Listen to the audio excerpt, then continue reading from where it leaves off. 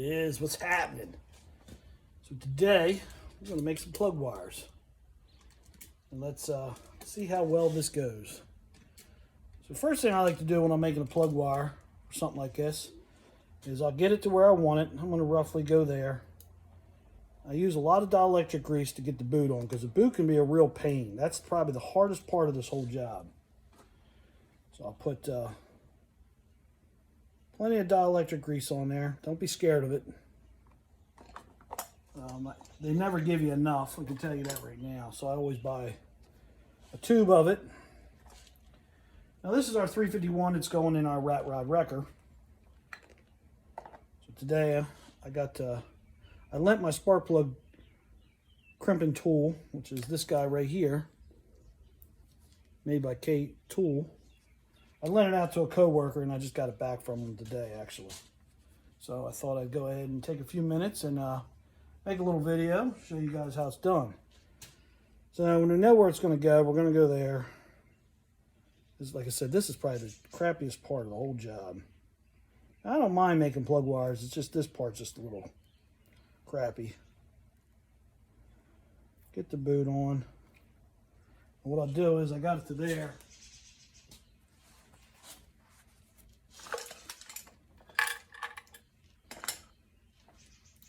This is kind of a dying art anymore. Most motors don't have a distributor. Most motors don't have plug wires.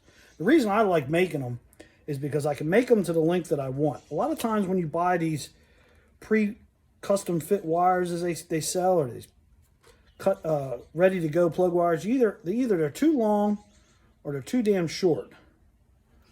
So now we got our boot on.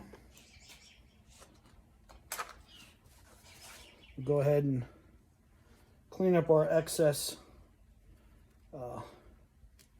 juice there. Our plug wire is going to go there. So next step is I'll cut him.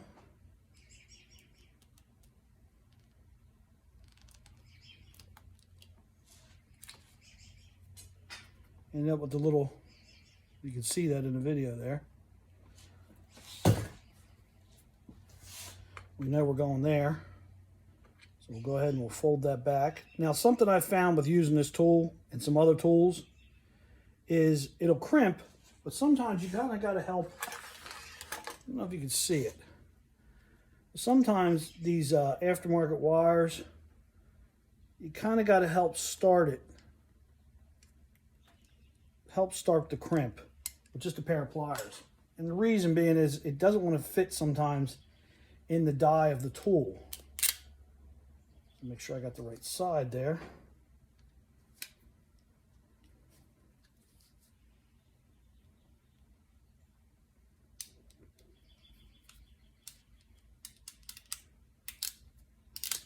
And voila.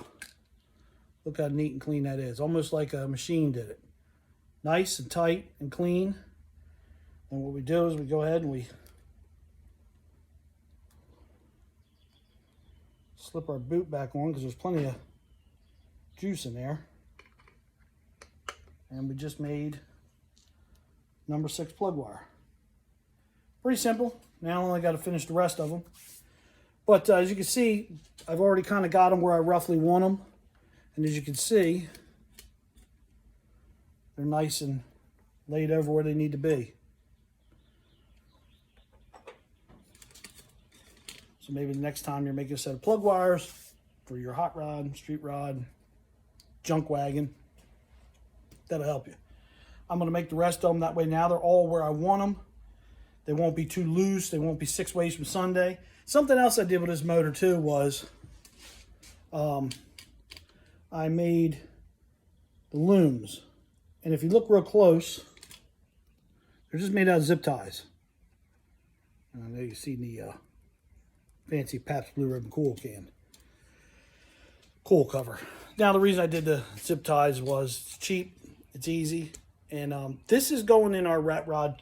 And you know I hate that term rat rod, but this motor is the motor that's going in the tow truck.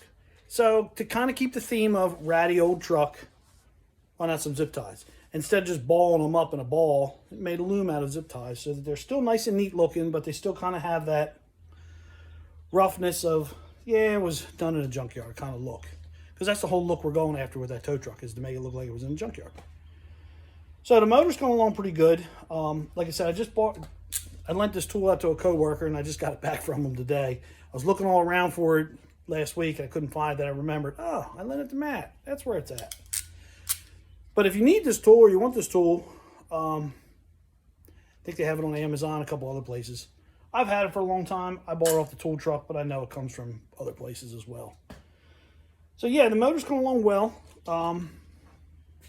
We've got her all painted up. She looks pretty. We've got this on, our power steering pump on. We got to paint our brackets for our alternator. And then like I said, we'll finish making our wires. As you can see, they come 30 feet long. And I've been making plug wires for most of my junk for years. I'll take you out back. You can see I made all these wires. These wires have actually been made 5 or 6 years now on this. And this is our little tow truck that we use around the property all the time. You've probably seen it in the videos. So yeah, I just make my own because I can make them as long as I want, short as I want, clean them up, make them look nice and neat so it doesn't look like a 2-year-old child did them. To me, it just looks a little more professional.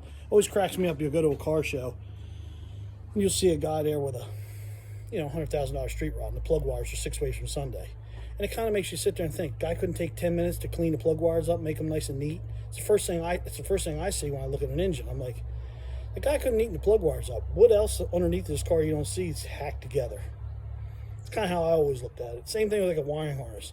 You couldn't take the time to make the wiring harness under the hood look nice and neat. You got wires drooped and hanging all over the place. It kind of makes you think, what else is this car?